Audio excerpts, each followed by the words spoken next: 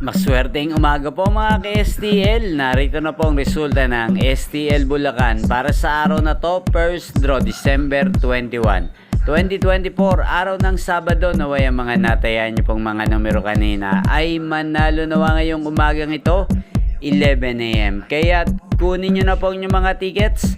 Narito na po ang resulta.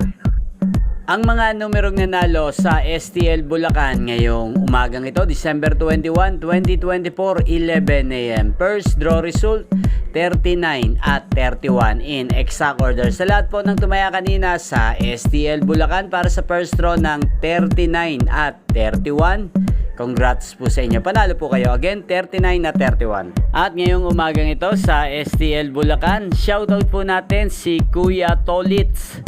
Kuya Tolitz ng Bulacan, shoutout po sa iyo. Naway nasa mabuti ka pong kalagayan. At sa lahat po ng mga taga Bulacan dyan, especially sa aking mga subscribers na walang sawang nanonood ng aking mga videos, shoutout po sa inyo. Inyo pong napanood ang resulta ng STL Bulacan sa channel na to, Roderick Hernandez TV.